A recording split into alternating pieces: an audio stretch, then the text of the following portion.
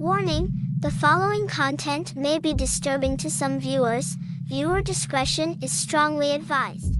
I had always loved the woods. The peacefulness, the serenity, the way the sun shone through the trees, it was my escape. But that all changed when I went on a hunting trip with my friends. We had been walking for hours, tracking a large buck. As the sun began to set, we realized we were lost. We decided to make camp for the night and continue our search in the morning. That's when we heard it, a faint rustling in the bushes. We assumed it was the buck we had been tracking, but as we turned to face the noise, we saw something that chilled us to the bone. A figure, tall and menacing, stood before us. Its eyes glowed in the darkness, and its body was covered in fur. We stood frozen in fear as it let out a terrifying roar. We ran as fast as we could, but it was no use. The creature was faster, stronger. It was hunting us.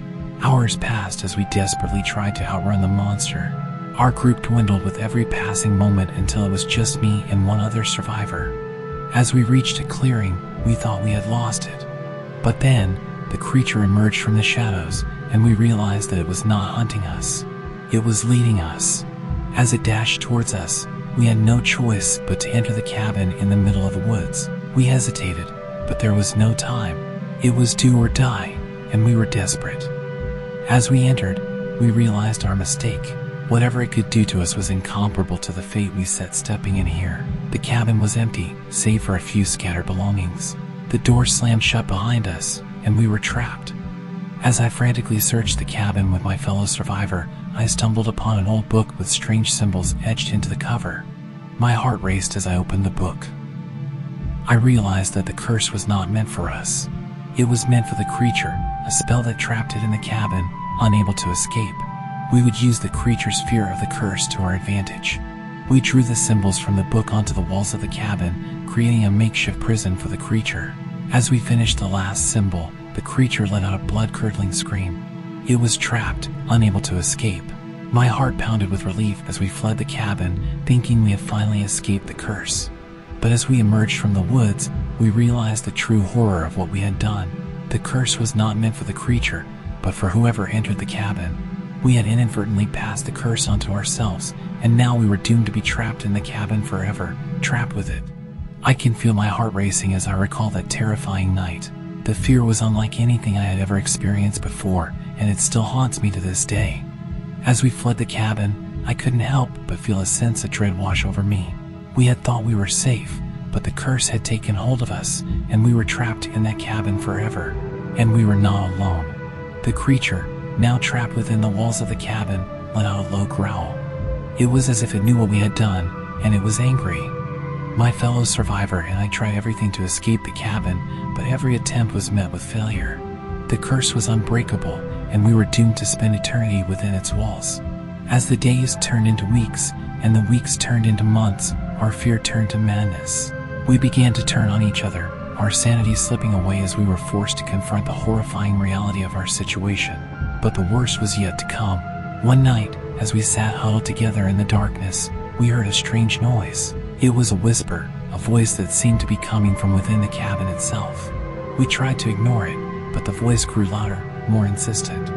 It was calling out to us, beckoning us deeper into the cabin. And then we saw it. A figure, shrouded in darkness, standing at the end of the hallway. We couldn't make out its features, but we could feel its malevolent presence. We tried to run, but the door was sealed shut. We were trapped, with no way out. And then the figure stepped forward, revealing its face.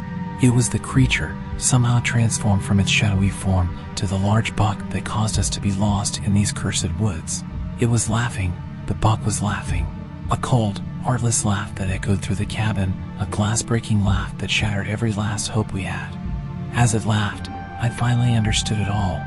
This creature is insane. It didn't get trapped in here. This creature was never forced into anything. It chose this, it orchestrated this. It put the book there for us to find and trap ourselves. I can't begin to fathom how it thinks. It fed off our despair, the fear of us trapped in here with it, the helplessness and the despondency, the sickness of having trapped ourselves. We were not its prey. Far worse, we were its toys. Our hopelessness was its pastime, and it would even trap itself in order to maximize it. There is no light for us, forever trapped in a nightmare from which there was no escape. I felt a surge of anger and disgust towards the creature, realizing that it had toyed with our lives for its own amusement. How could it be so heartless, so cruel? But then again, it was not human. It did not feel compassion or empathy. The creature approached us slowly, its eyes glinting in the darkness. We were paralyzed with fear, knowing that there was no escape from this nightmare. And then it spoke. Its voice was low and raspy, sending shivers down our spines. It taunted us, telling us how it had planned everything from the start, how it had led us into this cursed cabin and trapped us there for eternity. As it spoke, I could feel my mind slipping away, my sanity fraying at the edges. I was trapped in a nightmare, unable to wake up. It was like being stuck in a never-ending horror movie with no hope of salvation. And then the creature did the unthinkable. It transformed again, this time into a human form. Its eyes were still glowing, but now it wore a twisted grin on its face. It approached us slowly, its footsteps echoing through the cabin. And then it lunged. I could feel its sharp claws digging into my flesh, tearing at my skin. I screamed, but the creature only laughed, reveling in my pain and terror. And then everything went black. I woke up in a cold sweat, realizing that it had all been a nightmare. But as I looked around, I saw that I was still in the cursed cabin.